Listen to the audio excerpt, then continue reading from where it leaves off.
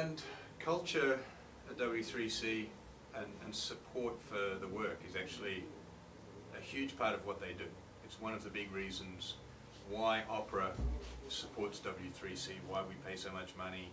First to be members, then we pay a whole lot more money for engineers to go and participate in working groups, and then we give them more money sometimes for various other things. A key part of the culture is everything is recorded. Everything is written down, typically in HTML, because that's their format, so they don't do Word documents, they do HTML or SVG. And that means that there's a lot of history available. If you want to find out why a decision went one way and not another, it will be written down. Some of it is only available to the team. Some of it only the staff can actually read, because it says something like, you know, Company X are being bastards, they only want to stop this work so that they can sell more of their product, so we're going to reject what they said. Typically they don't publish that. Occasionally they do. But working groups, most working groups now do everything in public. Their discussion is public. You can read their mailing list. You can see what was discussed. When they make a decision, the decision is made in public, and you can see how it went and who said what and why. They make various tools to make this work. The big tools they use: email, IRC, real-time chat. They happen to use IRC a lot. They do a lot of telephone conferences, and of course they use the web. When they do meetings by telephone, they have, you're on the telephone, you're also on IRC. And they have lots of clever little bots that sit there. So as everybody's sitting there, you know, talking away, things like, these guys are IRC bots. RRS agent, somebody writes down, in every meeting there is a scribe who writes down what is being said, as it gets said. So if you don't know, if you fall asleep for 5 minutes and then someone asks you a question, you can look at the IRC and find out what was going on.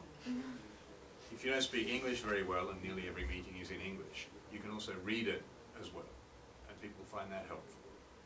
At the end of the meeting, you say, RRS agent, make minutes, and it takes all of his IRC and publishes it on the web as a record of what was said. It's cleaned up so that you can see who said what. Trackbot is another one of these. Every time you say, you know, action somebody do something by some date, because people have to actually get stuff done, Trackbot records that and publishes it on the web. So you can go to my working group and you can find who is supposed to do things, what were they supposed to do, when were they supposed to do it, what issue it's related to, did they do it, is it overdue, is it a year overdue? Sometimes that happens. But all of this stuff is available so you can find out what was happening. And the agenda for the meeting is available. They actually run the most effective meetings I've ever been to in my life. JavaScript, is it a competence of W3S and also JavaScript? JavaScript is not done by W3C. It's done at a group called ECMA, which is some European mathematical group. I don't really know why. I think it's a combination of ECMA was interested because they wanted members. W3C was not interested at the time because this was in the 90s when JavaScript was quite new and it wasn't clear that JavaScript was a critical part of the web. It was nothing like it is today. So it went to ECMA and they keep working on it there. There are some other things. 3D Canvas, which is stuff that we're working on at Opera, that Mozilla are working on. We just started working on standardizing that, and we're doing it at a group called Chronos, which also does hardware acceleration for graphics, 3D stuff. We did it at Chronos because a lot of the important hardware people were already at Chronos.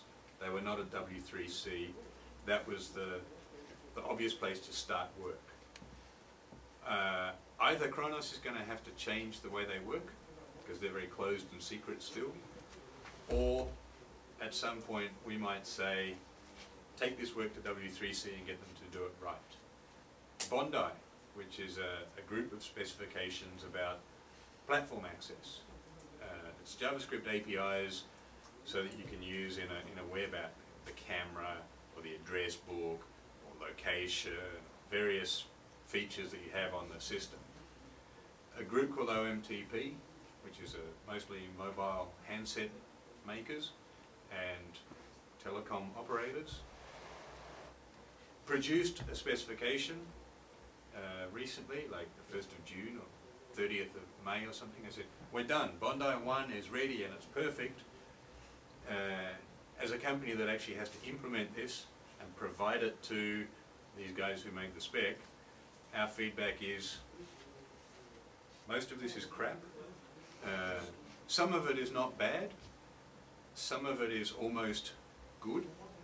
If you'd done this in a more open and in a wider forum like W3C, it would have been a lot better. We will implement the least bad bits now. We're taking the whole lot to W3C. It's now actually going to W3C, and Bondi OMTP themselves are supporting fixing it up or finishing it off at W3C. So some things start somewhere else. HTTP started at W3C, the protocol, and because Tim wrote it and he was doing W3C and seemed like the obvious place. Then they set up a joint activity with IETF who do protocols, and W3C said, IETF can probably do this better than we can anyway, and it moved to IETF because that was a more logical place for it.